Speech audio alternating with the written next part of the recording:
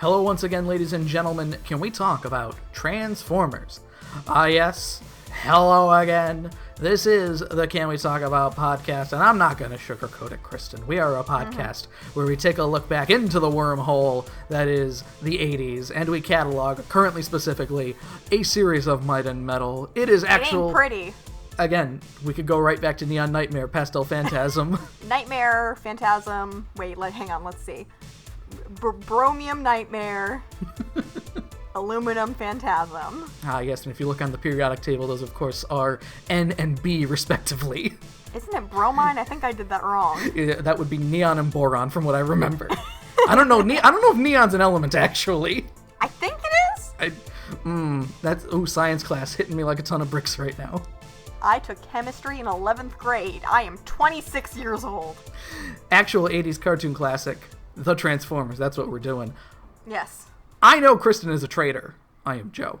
I'm gonna need to see some proof. I'm Kristen. And we are watching The Transformers, Generation 1, via Tubi, which is a free streaming platform with intermittent commercials. Tubi has the broadcast order of Season 2 of Transformers, and we, of course, are doing the production order, which, coincidentally, Kristen, Traitor is the 5th episode in both of those instances. See, it wasn't such a bad decision. Have you been watching anything, Joe? Across these various streaming platforms that we have available to us, there is a lovely new channel on Pluto TV, free app for your Roku and just free if you're on the internet, called Toku Shoutsu, which is Shout Factory putting all of the Sentai that they've subbed, the entire 1971 Kamen Rider series, and some random Ultraman series that I have no interest in. I'm sorry to all you Ultra fans out there. Of course. It's too bad it's free because that wordplay just makes me want to give them money. Toku Shoutsu. You can watch commercials instead because it's got commercials. Nah, no thanks. Yeah, that's the only downside I would say to it, because I'm so used to not having commercials. But that's something lovely to put on before bed, of just dulcet tones of 1971 Kamen Rider, where literally every villain has a weird reverb effect on just a noise that they do, and it is constant in every single fucking episode, Kristen. And Kristen, what have you been doing, watching? Joe, I'm playing Animal Crossing New Horizons. Oh, look at that. Wow. I complained for long enough that I didn't have a Switch that my friend Elise was like, just pay me back. Here's the fucking money. Buy yourself a Switch. And I've been enjoying the group quarantine activity that is Animal Crossing New Horizons. Yeah, everybody's having fun with that. I don't have a Switch, so I'm not participating. Would you still be interested in playing Animal Crossing? I was wondering that. It seems like it's not as much your thing anymore. Probably. I'm sure I'd still like it, but I have no desire to actually go out and get it.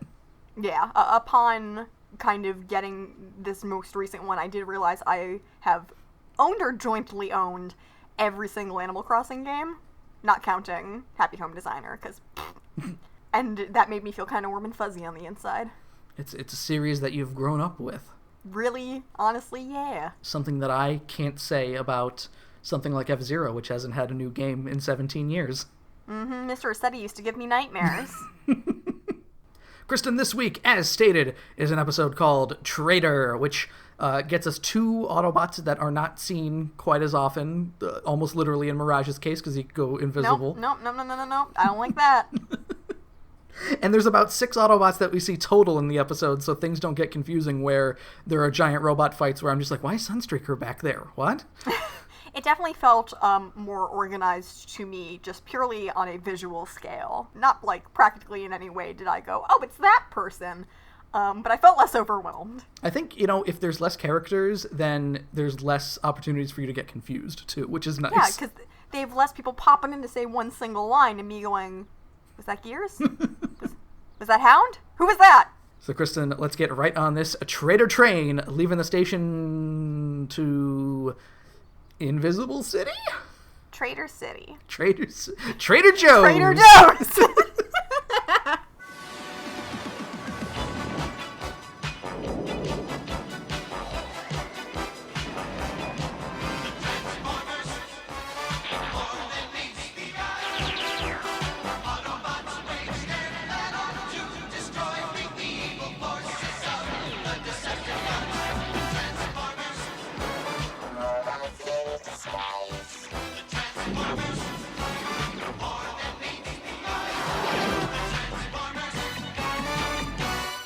Traitor, written by George Hampton and Mike Moore. Kristen, very little on the Transformers wiki is written about George Hampton and Mike Moore, just that they co-wrote this episode, and there's also a joke that Mike Moore is not from Flint, Michigan, because Michael Moore. Get it? Bowling for Traitor. Bowling for Starscream? Bowling for soup, of course. Of course. On the wiki, did they also say anything about these writers' inability to come up with a more interesting episode title? Kristen, Traitor is succinct. You know what it's going to be about. Last week we had Attack of the Autobots. Is it succinct or is it lazy? That's a thin line. That reminds me of my my Go Team Venture Brothers book that does a breakdown of all the episodes. The Venture Brothers is a series written by two people, Kristen. Mm-hmm. So, weird that you would mention that real quick. Yes. Me and Madeline also have been watching all of the Venture Brothers. For the first time for me. She probably has the same exact book that you're talking about now. Probably my favorite cartoon, potentially, ever. I like it a lot more than I thought I did, but in my defense, all the episodes that I knew I had seen were very weird episodes to see out of context. Giant Boy Detective, why? One of the writers of the Venture Brothers, Doc Hammer, does not like coming up with snappy episode titles, and you know, Kristen, because they played the episode title at the end of every episode. Some of them are pretty snappy. Last night we watched Bright Lights Dean City. There you go, perfect. There's one called Any Which Way But Zeus that was originally, when he wrote the script, Doc Hammer, he wrote it as kidnapped! ! It's good stuff. Yeah, we have definitely been commenting on, at the very least, a lot of the series seems to be someone thought of a good wordplay name for a superhero, so then that became a character. And then her boobs are so sad conversation seems like a conversation real people just had, and they were like, let's just put that in the cartoon. Or they asked for like 2 jokes about how sad someone's boobs are, and they got like 10 of them, and they're like, we're using all of them. Yep. Boy, that's an episode. Once again, you talk about something that I watch before you go to bed. Adult Swim has the Venture Brothers on a loop constantly, marathoning, and that's an episode that, because there's just about 24 hours of material, sometimes if I watch something earlier in the day, I'll catch an episode. You see it twice a day. I'll catch an episode that I saw yesterday, so... That's one that more recently, I was like, oh, I saw this one yesterday, and it's like right on the sad tits conversation, and I'm like, wow, this again. And that's a lot less depressing than me just watching the same exact hour-long YouTube video over and over and over again sometimes. What were we talking about? Jeff the Killer? No, I'm talking about the podcast. What? Oh, yeah. Not me and the Jeff the Killer videos I watch. We start Kristen outside the Experimental Energy Research Laboratory, which looks like an Epcot pavilion. Is that what they're doing in there? That's what they're turning the wonders of life into, the Experimental Energy Research Laboratory, of course. Oh, no. Of course, we have 2 people in here that I referred to as Dr. Goofs, talking about... They do nothing in the whole episode, basically. They show up at the beginning and the end, but they have almost nothing to contribute. It's the sort of thing, maybe this is, again, something that I don't know if I should have a problem with, but I do anyway. They are designed to look like 2 separate dudes. They don't look like identical white hair guys.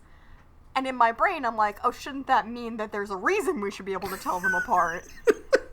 Like, in that case, if they're gonna do fucking nothing, make them identical twins. There you go. And, Kristen, you would think, we've complained about this before, that with 49 episodes in the second season, I really hope that this stops being a plot where somebody has created something and energy that will end the energy problems of the Earth forever, because you'd think after a certain point they would be like, yo, remember that lady that had that satellite that was going to give the Earth infinite energy, and the Decepticons nearly murdered her, or like they took control of the Autobots, and Optimus broke a plane over his knee.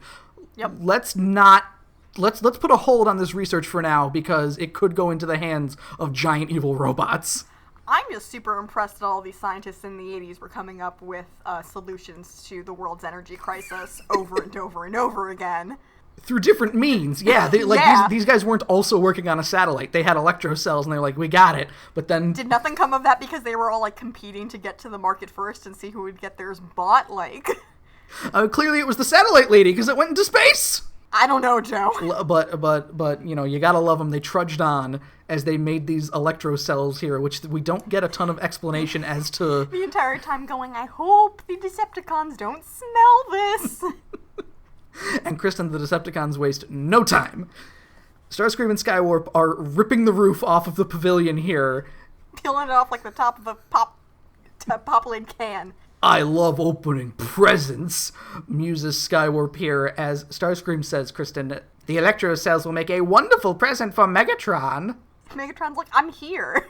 You walk around the mall with your mom saying, Mom would like that. The scientist man gets swatted away here as we learn here, Kristen, okay, so the Electro cells, despite being essentially complete, they're not tested very well, which means if one of them explodes, it's going to extinct humanity, as all great science research projects do. When they get to the phase, Kristen, if there was the chance that it could extinct humanity if they blew up, don't build them yet. You mean, like, why did they do it? Man, Joe, could not tell you. Science is a fickle mistress like that, I guess, Kristen. Mm-hmm. Is it revolutionizing the energy of science? I'm sure there's a name for that. Or will it kill us all? I mean, if it's gonna kill us all, we may as well try it. Right? That's the motto of people in science, right? Just go for it. What's the worst that could happen? So Starscream is a big ham-fisted idiot here as he tries to grab the Electro cells, and Megatron arrives to swat Starscream away now because, Kristen, the cells are ticklish. I don't think that's the right word, but I guess I don't have anyone to argue with. Megatron then uses his feathered touch to reach into the building and steal the cells while the scientists are still like, no, wait, explosions, don't. Stop it. You would think they would have the Powerpuff Girls phone all ready to call Optimus Prime, but whatever. And both scientists fall about 30 feet because they're hanging on to the cells as Megatron pulls them through the ceiling, which, how did he reach down that far, by the way? This scale is all messed up in this part. Megatron looks Skyfire big. So, Megatron then hands the incredibly volatile Electro cells to Skywarp of all people. Interesting choice. I guess Rumble wasn't around. And then orders Starscream to blow up the Wonders of Life Pavilion because the MetLife sponsorship expired. No more Body Wars! Get rid of that shit. And now to head back to base to begin the first chapter in the book of Decepticon Supremacy. I'm looking at your notes here, and something about the way that the words, the first chapter in the book of Decepticon Supremacy, are stacked near each other and in all capital letters. I swear to God, I thought I saw the word bok choy in there somewhere. Okay. Maybe, Kristen, have you had dinner yet? No. I have no idea why you would ask. So we get transition 1 here. Kristen, something to note. This episode has half as many transitions as City of Steel, so we're getting better. We get 10 transitions is manageable. I didn't feel overwhelmed and carsick, so that's an upside. We are at the arc here. Cliffjumper is returning to base, and he is already located where the Electro cells are. Apparently it's been a few days since they have been taken. We're starting in media res, for the thing that the series really should do a little bit more often. We shouldn't have the Autobots seeing, oh look, Megatron stole the Electro cells, and then we spend 45... Ring. What are Electro cells? Well, here is an explanation for the second time. Okay, cool. Transition to the next day. Yeah, I was going to say 45 seconds and 3 transitions later we would get to this point. How do they know about it? They just do. They always do. Fucking whatever. Let's keep going. Cliffjumper says that he has found the Electro cells in the same area that Mirage patrolled yesterday. And then Cliffjumper starts throwing out accusations of Mirage knowing that the cells were there but keeping the location quiet. His pointing fingers finger is feeling itchy. He's popping off with very little evidence here, and Optimus Prime diffuses the situation by saying, oh, we don't want any bad feelings here, guys. Oh, no bad vibes. This could go so much worse as like a whole episode narrative that I'm not that mad at it, because what would have made me furious, Joe, was if Optimus was like, maybe Mirage is a traitor. Now that you mention it with no evidence. This, I think, the 2 writers who have never written anything else for Transformers here do Optimus Prime very well. They make him level-headed. He doesn't jump to any conclusions. When there's almost certainly, like, solid facts staring him in the face later of Mirage being a traitor, Optimus is still like, no, we gotta hear his side of the story. Mm-hmm. He is not a judge, jury, and I wanted to say executioner, but put the word piss in there somewhere, but it just didn't come out in time. Pissecutioner. Pissecutioner. See, I didn't think I was going to get it. The Autobots transform and roll out here. We get transition 2. We join the Decepticons in the ravine, Kristen. Of the ravine right outside of Salt Lake City, where everybody's... Oh my god! Our classic ravine. The Utah ravine really popping off here. The old Mormon ravine.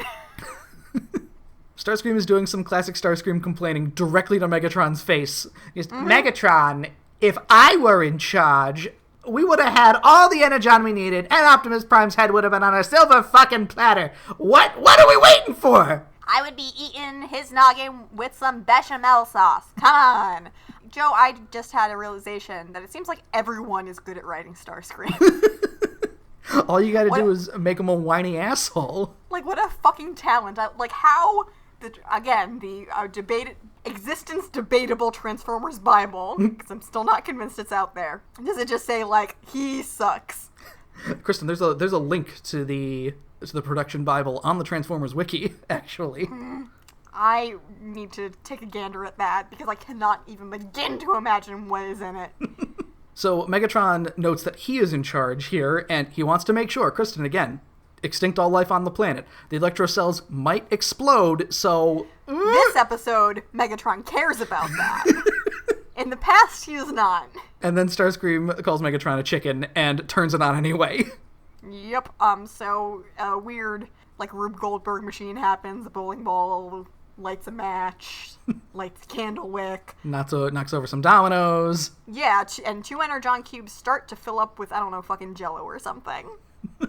And then they just get drained out again. Yeah, Starscream starts gloating immediately, and then Megatron's like, no, look, and then all the sweet Jello that was in the energon cubes drains out, and then it explodes. No. Yes. No, it's not even a Jello explosion. It's just a normal explosion. And Megatron's like, okay, fuck this. This is the, 87th last straw, dude. So you're gonna die, and when we transition away from this, it doesn't really come back. Nope, the Transformers wiki phrased what happened as Megatron showing Starscream the business end of his fusion cannon. I did put it in my notes that the fusion cannon is basically shoved up Starscream's nose. That's been there before. The Autobots arrive over the ravine here, and... like, this place looks familiar. Cliffjumper twists the knife a little more, just being like, I can't believe Mirage missed this giant purple machine in the middle of the desert. Between then and now, Mirage has kind of been like, seriously, no, like, I'm not doing anything sneaky. I wish you would believe me. He's not really that upset at the Jacques being hauled in his direction. That's nice of him. He takes it fairly well through most. He doesn't get angry about it. He's just like, no, I'm not a traitor. Can you imagine, Joe? There was an episode of Gem where Kimber made friends with Stormer. Yes. And they were like, oh, Kimber, we're not going to ask you what's going on. We're just, cannot believe you. Like, that was a band. Those were 2 bands. This is an evil group and a good group. And they're like, let's not jump to conclusions yet. Wow, aliens, robots from another planet, more level-headed than Gem and the Holograms. Gem takes music really seriously. You can tell by how good they are at reading contracts. So as they approach here, Cliffjumper points out that Laserbeak is there, so they gotta jump into action, because obviously, Laserbeak gonna relay the message here. Once that happens, Megatron's like, good, I'm glad the Autobots are here, because I want to kick their asses. And that kind of goes okay for a little bit for the Autobots and then for the Decepticons. So everyone's happy, really, I think. I don't know if I heard it wrong when it happened, but I put in my notes here that apparently all the Decepticons aren't hanging out together because Megatron orders Soundwave to go call everyone else. I don't know if he drops the Insecticon name because it's so similar to Decepticon, so maybe I just heard Decepticon instead of Insecticon. Yeah, I'm pretty sure he's like, you know what, actually, go get the Insecticons real quick. Tell them there will be a special reward in it for them. I'm gonna give them snacks. Cliffjumper tells... Still more with this. Cliffjumper tells Mirage, try to remember whose side you're on, Scoob. He's like, oh my god, fine, whatever. I did want to point out when I heard that Cliffjumper was a central character in this episode because someone called him Cliffjumper, and not because I recognized him. I did remind myself to think, do you hear Casey Kasem? I didn't hear Shaggy. Your thing that Cliffjumper says, Scoob, impression is a little bit exaggerated. So I'm used to American Top 40 Casey Kasem, so yes. Not Shaggy specifically. It does sound like Casey Kasem because it is. Yes. So there you go. How many episodes are we in now? I finally agree with you. And keep in mind, he's also Teletran and Blue Streak. I'll try to remember. Mirage splits off to the left here when all of the other Autobots go right, and Cliffjumper gets into a quick laser battle with Rumble before getting the chance to grab the Electro Cell, which is just kind of hanging out on the top of the big machine, I guess. And then we get this weird exchange where Cliffjumper goes, "Come to Papa." And then, "Not so fast, Papa." Says Starscream as he arrives, making things weird in just 4 words. I never asked for this. You would think maybe this is something I want. It's not. Cliffjumper gets bested by Starscream here until he pulls out the oldest trick in the book where he goes, Optimus, shoot him! Shoot Starscream now! And Starscream just immediately... Who has not been fooled by this in the past. He's just like, what? Huh? Last time this happened, a truck drove into the back of his head, so... I forgot that somebody tried this on him before. Yeah, and I'm not even convinced that last time is the only other time it's happened. This Cliffjumper just gets amazingly lucky, and Starscream falls for it this time, which lets him shoot Starscream in the chest and get away. Poor Starscream. The oldest tricks only work on the biggest jerks. That's true. So Starscream has become a bigger jerk in the meantime. He's getting into the biggest jerk. King Jerk. We cut to Mirage. King Jerk off. We cut to Mirage and Skywarp, who start tussling here, like hand-to-hand grappling, when they got a shoulder rocket and arm-mounted lasers, respectively, here. This is the manly way to do it, Joe. Shrapnel and the other Insecticons arrive here just as Mirage seems to be winning the fight, which allows them to blast him off of Skywarp, and so... Wait, really quick, if you do hear something off in the distance, that's the sound of me in the past going, "Ugh, these guys!" When Mirage gets blown off here, he has in his hand a piece of Skywarp that has the Decepticon sigil on it. It appears to be fabric. Do you have a problem with that? I was gonna say, it is animated like it is a piece of, like, a t-shirt that he ripped off, basically. Did he have, like, a cool Decepticon t-shirt, a promotional tee in his pocket? He just happened to reach in there and... I assumed it was just, like, a piece of metal from his wing, but it's not necessarily animated that way. What is the finish on that paint that it peels off like fabric? Jesus. Megatron and Optimus Prime confront one another for the 90th time, and Optimus is like, "Megatron, hey, buddy, why don't you give me those Electro Cells back?" That's called diplomacy, Joe. "I possess them, therefore I own them!" Yeah, finders keepers. And then Megatron says Optimus loses before a single laser is fired. True to both Megatron, they're doing this shit all the time. They just, all you need to do to end a battle is just say, "You lose, Megatron." And that's it.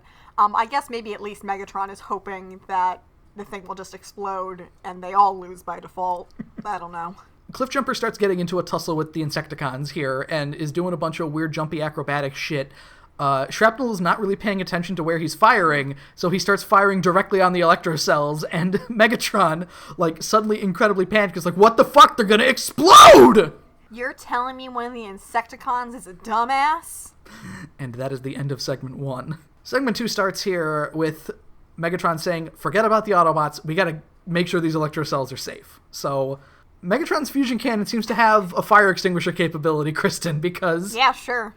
Starts firing out... Remember when... They were all on fire? In the Ultimate Doom, when fire retardant foam started going all over the Decepticons, and they were like, "Fuck, we gotta leave, oh no!" Yeah. Also, yeah, I put, that it's supposed to put out the supposed blaze that really isn't animated. It doesn't matter. While the Decepticons are busy fixing things, the Autobots are like, "You know what? Forget it! Let's get out of here." Optimus says, "We'll be back, Megatron. Count on it." And then we get the transition. Ratchet is fixing up Mirage on the big orange slab inside the Ark here. And apparently it's fucking like open mic night for Cliffjumper, because he will not shut up. "We would have had those cells yesterday if Mirage had just reported it." Mirage is like, "They were not there." "I'd say they were, Scoob." Okay. Can't argue with that. And Optimus is like, "Okay, look, Cliffjumper, I understand your perspective on this, but you can't just fling shit without any kind of proof, so, like, before you're gonna say anything about Mirage again, I'm gonna need to see something, dude." "Show me the receipts, Cliffjumper." So he's just like, "Fine," and goes to do some recon work, and I guess secretly also be like, "And I'm gonna find proof that Mirage is a dick." Ratchet says Mirage should rest, and we see Mirage still has the piece of Skywarp for some reason, like he kept it balled up in his fist, which again... He's holding it very romantically. This is where it looks the most like fabric. So we hold on that for a while as well, because it's like, in the grand scheme of things, it's not that important. But I feel like there's definitely a different way that this plot could have articulated that didn't involve this weird scrap of paint fabric. We hold on that before transition number 5 here. So Mirage pulls up. The Insecticons seem to have built themselves a purple igloo in the middle of the desert. It's called a cocoon, you asshole. It's got an igloo front on it, Kristen. It's the rat hole. So the Insecticons built the rat hole, or Tech Rat built it for them. Oh, man. Baby Tech Rat. Tech Rat and the Insecticons, what a combo. He would fit right in with that fucking voice. The Insecticons are complaining. I mean, Megatron could have at least given them 3 Energon cubes because there are 3 Insecticons. These idiot bugs are like, I think we got fucking ripped off. Kickback seems okay with it. Maybe that's why, but Bombshell Maybe Kickback thinks they're both for him.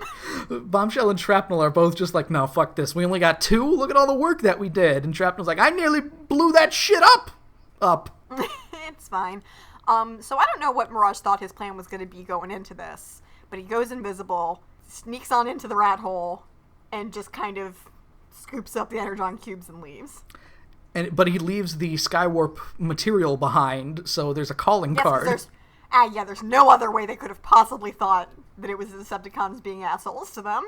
It's not like they have a history of being assholes. So the Insecticons know that it was the wet bandits that stole from the rat hole.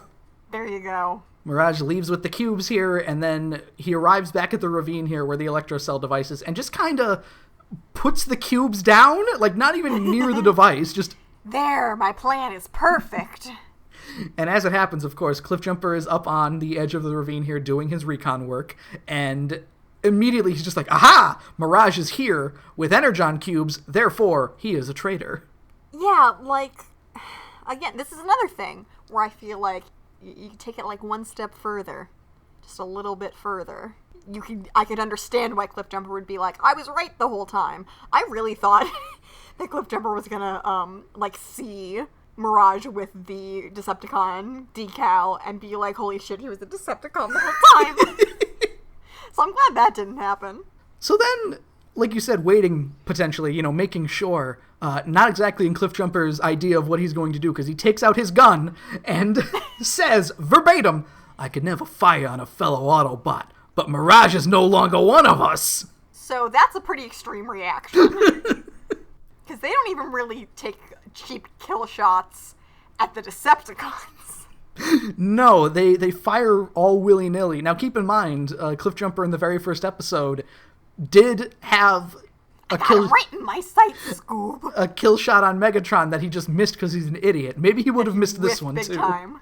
Yeah, maybe he's not that confident he'll hit, and he just wants the satisfaction of having pulled the trigger. The Insecticons arrive at this point really fucking angry that their 2 Energon cubes are gone.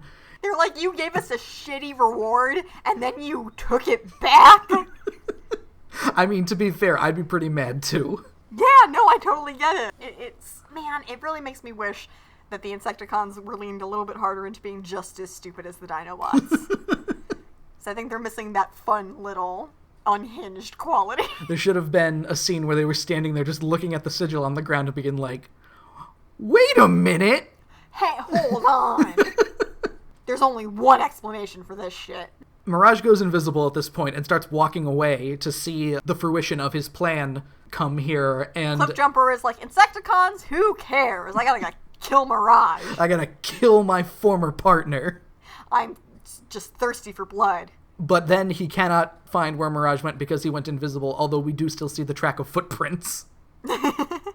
Starscream is like, hey, dipshit. Once again, dead to rights. Like, Starscream has Cliffjumper, all he needs to do is fire and not, gloat, and Cliffjumper's dead. But he's gotta. But Cliffjumper manages to transform here and slams directly into Starscream's solar plexus, which sends him sailing, of course. Ow! Megatron arrives as Starscream is on the ground, hurriedly breathing because he needs to get all the air back into his whatever. Lungs. And he's like, Starscream, what are you firing at? What are you doing? An Autobot spy. Well, obviously, you missed. So they see Mirage then. Mirage decides to just not be invisible anymore. He peeks out from a corner. I mean, maybe this is technically calculated, but does not turn out well. It does not work well for Mirage. So Starscream sees Mirage and is like, aha, well, I won't miss him. So he immediately misses Mirage, and Megatron joins in on also missing. And as it turns out, behind where Mirage is peeking out from are the Insecticons. And they're like, they're shooting at us. What the fuck? So they start shooting right back. Shrapnel speaks with a very normal voice for 2 lines for no reason as well here. I think most of his lines, he just sounds like a dude. And he doesn't have his speech quirk for the first half of the episode either, which... I loved it. At which point the Insecticons start firing back, and Megatron's like, oh, the Insecticons betrayed us! So that's fun. Just a whole big misunderstanding happening here. And then a bunch of purple and black robots fight each other. It's very interesting. Not at all the same shit we see all the time. During the fighting, Mirage somehow gets fucking caught in the crossfire here, and as soon as a little piece of Shrapnel's big shrapnel bomb goes into his shoulder, his cloaking fails, much like Reptile in Mortal Kombat, of course. Okay, I was like, Reptile... Reptile whom? Yeah, sorry, I don't know him. Shrapnel is ready to blow up Mirage here, as apparently, like, a single shrapnel thing to the shoulder makes him just like, oh, fuck. Ow. Mirage has a fucking rough injury-wise this episode. He gets all fucked up like 3 times. He then gets shot directly in the dome here by a Cerebro shell from Bombshell, and this allows him to just take control of Mirage. Weird, seems kind of OP. Would you believe I went onto the Transformers wiki and saw what other episodes this shows up in? Bombshell uses it a lot from what I remember, but the Insecticons are not in a lot of episodes. So what I am seeing is that he uses it here, and then in an episode later on in the first season... Or not first season, in Generation 1. And then later on in Generation 1, he uses it on, like, every single Decepticon. I mean, maybe this is what we're talking about, where if the Insecticons were a little dumber, you could go, why doesn't Bombshell just do that all the time? Yeah. The Insecticons seem almost as ridiculously, not, like, freak energy strong as the Dinobots, but, like... resource strong. We talked about in the episode how many stupid powers they show off, so... Yeah, it's too many. The end of segment 2 comes here as Mirage fires his shoulder missile at Bombshell's command and blows up Skywarp, and Bombshell is very pleased with his new Autobot slave. He's got the thing in his forehead like Kakyoin. And Polnareff, don't forget. And Polnareff. I like Kakyoin better, you know that. Segment 3 starts here with Cliffjumper arriving back at the Autobot base. Ratchet is already, like... I'm just yelling, I knew it! Ratchet is already in the middle of the conversation with Optimus, too, where he's just like, I told Mirage to stay put, and he's gone. And you should have strapped him down, then. And Cliffjumper is here like, I saw him at the ravine. He's a traitor! And here is where Optimus... This is the best opportunity for Optimus to be like, you know what? We should look into this. Mirage very well may be a traitor. But no, he goes, once we find Mirage, we're going to sit him down and ask him why he did what he did. We're going to get his side. We're going to figure it out. We'll be good. I prefer diplomatic asshole Optimus to jumps to fucking conclusions, won't accept apologies Optimus. This is the Optimus that you want to present in your episode, I believe. Yes. I'm fine with him being goody-goody Switzerland man. A weirdly neutral good guy, which always works out great. Ratchet also points out here, once the story is articulated of what Mirage was doing, Ratchet's like, where would Mirage get Energon cubes? Cliffjumper's like, I don't know, he's a traitor, I saw him. Is now a good time for me to ask, like, so do the Autobots never use Energon cubes ever for anything? I believe, Kristen, there's an episode of Transformers The Basics on YouTube, The Basics on Energon, where in Generation 1, Energon cubes are purely a Decepticon thing, but over time... I was wondering, are they like blood diamonds? Is it immoral to use them? Over time, it's become... Energon is just something that all Transformers are interested in and use, but in Generation 1, specifically Energon cubes are a Decepticon thing. Is it possible... Let me throw this one at you, that at the beginning of the cartoon, putting Energon into cubes was a Decepticon invention, since Soundwave pew them out of his chest and stuff. I believe that's the case, yes. Ooh, yes. See, I am paying attention, Joe. Begrudgingly, but I'm paying attention. Optimus says that they are going to need the electro cells before they brand Mirage a traitor here. That's a little, like, the extinction of humanity is a little more important than if the Formula 1 guy is actually a bad guy. Cliffjumper's like, whatever! Transition number 7 here, back to the ravine. The battle rages on between the Decepticons and the Insecticons. Thundercracker eats a shoulder missile from Mirage, and he's not very happy about it. The only line Thundercracker gets in the episode, I believe, of just him going, ugh. I'm not very happy about this. Okay, so there's a lot of people sneaking up on other people in this episode. Yes. Starscream does it to Cliffjumper twice, and somehow... Again, they're all very quiet, going, dirt, dirt, dirt, dirt. Megatron manages to get behind Bombshell here, as, amazingly, Kristen, the misunderstanding is settled here, because Bombshell is like, you stole our Energon cubes, and Megatron's like, you're here to steal our energy cells. And they both go, wait, what? No, you're the bad guy. So again, everyone is, like, surprisingly reasonable. Bombshell even shows off the piece of Skywarp material that was left there, and Megatron's like, so that's where that went. and then he makes what I wrote as a very Kimber-like leap of logic to exactly the correct answer, where he goes, Mirage must have stolen it off of Skywarp and used it in his plan to get us to fight each other, of course. He ripped it right off of his back like some kind of reverse kick me sign. After Megatron says to, like, connect the dots here, Bombshell, also, again, very level-headed, is like, you know what? You guys don't need to rob us blind yet. You do need us to defeat the Autobots, so I forgive you. It would be stupid to make us angry before we were actually done working. So, you know what? You're probably right. And then Bombshell calls Mirage a walking garbage can and is about to blow him to smithereens here before Megatron's like, no. So I just thought Starscream is like, that was my nickname in high school. Smithereens? No, walking garbage can. Megatron's like, no. I got a much more convoluted plot here. I have a much more Saturday morning cartoon villain plot where we can kill all of the Autobots at once rather than... I don't know if you were paying attention, but this episode is called Traitor. So... Megatron can't let an ambitious opportunity slip here, so Mirage will be used to destroy all of the Autobots as we get transition number 8 here. We're gonna use the invisible pacifist to kill everyone. The Autobots arrive back at the ridge overlooking the ravine here. Optimus is clearly irritated with Cliffjumper because everybody's just gone. So Cliffjumper is doing a little bit of a, they were here. Ah! Mirage arrives and he's like, they were here, that's right, but I drove them both off. And Cliffjumper goes into a, like, oh, which one do I shoot? Except he just wants to shoot Mirage. Optimus wants to hear him out. So we get almost the true explanation. Yeah, he gets mostly what was correct here of just, hey, I just left the Decepticon symbol, I wanted the Insecticons and the Decepticons to fight each other, and then he starts lying with the Insecticons left and the Decepticons chased after them. Now they can get the electro cells. Yeah, so I did all the hard work. Bada bing, bada boom.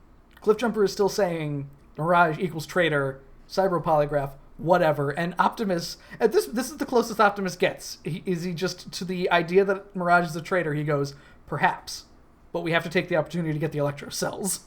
Again, they really do have absolutely no proof at this moment. And what the proof that they think they have, that they want Optimus to act on, is misinformation that Cliffjumper saw. Just everyone's wrong in this episode. Mirage then leads the Autobots to the energy cell thing before they start getting fired on by both the Decepticons and the Insecticons. Whoopsie. Mirage joins the laser party, and Cliffjumper... And Sandstorm starts. Cliffjumper manages to, again, get the jump on Mirage here and deck him before tossing him in front of Bombshell, which is apparently enough to just knock him out. So once again, he gets his shit kicked in. I'm surprised he works at all at the end of the episode. Ratchet ends up saving Mirage from being blasted here by Bombshell and just walks over and is like, what's this? Oh, it's a Cerebro shell. Huh. He calls out Star Platinum and gets that thing right out of there. And Mirage is back to normal. Wow, he wasn't a traitor after all. Wow. Cool. Huh. Oops, okay. And again, whatever, yes, it's a very quick way to clear all of this up for the episode called Traitor. But here's proof. Things are explained.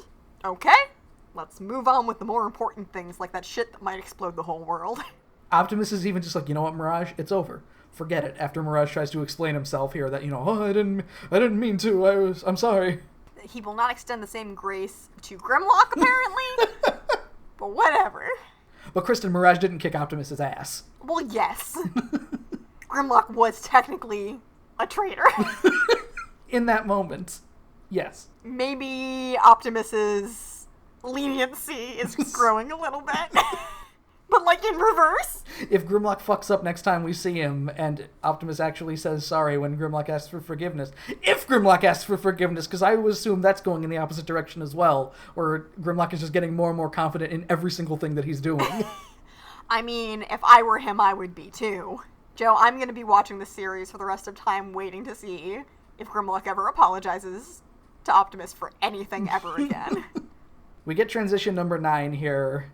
All the Decepticons are waiting around here for some reason as Optimus decides, you know what? I'm going to make a run at the Electro cells here with far less Autobots than we need for this, because there's 4 and Mirage is wounded. That's fine. He has a death wish.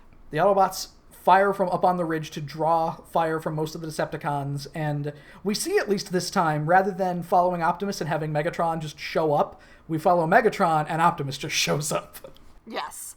I guess the other part of this plan that I don't quite get, I wonder if there was a different version of this script where the Electro cells were, like, actively volatile right now, so they had to kind of go rush them as opposed to, they're probably fine, but we should just go run in there. The episode's nearly over and we're not going to wait for the rest of the Autobots. Let's just do this now. Yeah, that's what the hurry is. So, as Optimus and Megatron confront each other again, Optimus this time does the Megatron thing of saying, "You lost," before anyone fires a shot. Megatron's like, yo, deja vu. Somehow, the other Autobots get in here and surround Megatron. So again, all the rest of the Autobots get the jump on Megatron without the rest of the Decepticons being able to alert them. It seems like they didn't expect Megatron to suddenly decide this whole ship was going down with them. Yeah, because Megatron's response to this is, you know what, if I can't have the Electro cells, nobody can. And he just starts firing his gun at them, and we see all the havoc that's being caused here to Autobot and Decepticon alike as shit starts just blowing up. What he meant is, if I can't have them, let's all just die. We even see a poor Reflector, who was barely in the episode, just shows up to get blown up. Aw, poor Jimmy Stewart. Megatron laments the loss of the Electro cells, even though he was the one that decided to blow them up. I could have thought this through better. As the Autobots just leave. Even they're just like, I've had just about enough of this for today. See you later. Usually you guys are the ones that just leave. We are out of here. We're done with your shit. Optimus is speaking with the scientists from the beginning of the episode, which apparently he just let them onto the Ark. Yeah, why not? Lord knows where they were even building the Electro cells, if they were just in Utah, if they were just in Salt Lake City building these things, because Optimus... They're friends of friends. They know the Autobots through Chip Chase, their co-worker. Ah, yes. Mm-hmm. Optimus is explaining to the scientists that, I'm sorry that we lost the Electro cells, but they're like, hey, you did what needed to be done. Millions of dollars in funding down the tube, but don't worry about it. In retrospect, they could have killed all of us, so... it's fine. These scientists always looking on the bright side, Kristen. Optimist. Whoa. So... Optimus Prime. And now we gotta end the episode on an incredibly weird note. I think you mean heartwarming. We cut to Mirage, who has been fixed up again on the orange slab. Ratchet is getting sick of seeing his face. Cliffjumper comes over at this point and goes, "Mirage, I got one thing to say to you. Move over!" As he jumps up onto the mechanical slab with him, and Mirage is like, "What are you doing, dude?" Cliffjumper's like, haha, Ratchet, you might need to look at me, too, because I doubted my friend. Ha ha ha. Ha ha ha. And then they kiss. And then they roll off the slab on the floor, and the last shot of the episode is Ratchet laughing, seeing all of this, and my response is, what the fuck? Huh? They're like a play wrestling, like, to children of the 1950s. Oh, how fun. And Kristen, that was Traitor, and amazingly, I don't think this episode created the Mirage X Cliffjumper pairing that something like the band's breakup did. For Kimber and Stormer. Which is disappointing. It did for me. Because at the end there I was like, you know what, if we're going to end the episode anyway, having Cliffjumper be like, I was totally wrong, we're chill, dude. Cool. I like it when people are civil to each other, Joe. So this leans a little too far in the other direction, or I don't think that romantic play wrestling was the exact way to go. You think they're just friends. You are so ignorant, Joe. I'm just saying a good handshake would have been fine. I mean, yes, their faces weren't literally cheek to cheek, mouth to mouth. like Kimber and Stormer, but whatever. We can get everything we want. And again, I am saying this as someone who has not actively looked up Mirage X Cliffjumper art, as if there may be. I may be wrong. I am curious now. I'll have some stuff to say when we do the Season 2 wrap-up, probably. But overall, Kristen, how did you like Traitor? Fine. I didn't hate it, so that always feels like a small victory when I'll finish something and go, ugh, and wonder why I agreed to do all these fucking episodes with you. Yeah, there are some episodes that, especially so far this season, this is probably the best one of the set that we've had so far, because some of them are just a fucking slog, and this one was a nice, easy watch. We weren't jumping between shit every 2 seconds. It was concise. It was, like, centralized. It was a plot that was easy to follow. It was great. The only thing that makes this disappointing is that I know at some point I'm gonna see Starscream go back in time and decide he's a king. Eventually. We'll get there eventually. Yes, and I cannot wait. Now's the point in the evening where we'll list off all of the fun contact things, where you can find us. You can follow us on the Twitter machine at cwtapod. You can follow me at Octopus, which is AWKTAPUS. Joe, I have some news that might upset you. Yes. I changed my Twitter name again. Oh my god, Kristen. But you can follow me on Twitter at Marina Kazam, just with no underscore now. So MARINAKAZAM. Very good. You can find us on Apple Podcasts, on SoundCloud, on Stitcher Radio, on the YouTube even. Kristen, have we ever looked into Spotify? Is that a thing? Do you need to pay for that? I don't know. I guess I can look into that for you, as the person who posts the stuff. Leave a rating, give a review, do whatever you feel like. You can also drop us a line, cwtapod@gmail.com, where you can tell us all about whom you believe to be a traitor with absolutely no proof, and if you have any special plans to make the dumbass Insecticons super angry. I hope it's a while before we see those assholes again. And check out my solo podcast side project, ASMR Relationships, the podcast equivalent of listening to gossip that has nothing to do with you. You can find a link to it in the episode notes. Follow it on Twitter at Reddit Gossip. Now that I'm in quarantine for the foreseeable future, I might get back to that soon.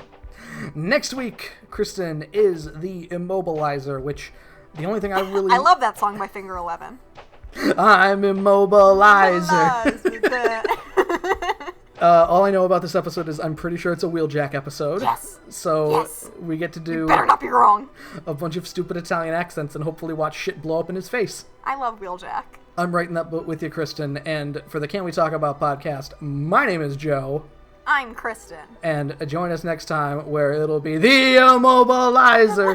We seem to podcast to you. Something's because we're standing still. I'm sitting still. If your body matches what your eyes can do, I would probably move it, but it's in the mail.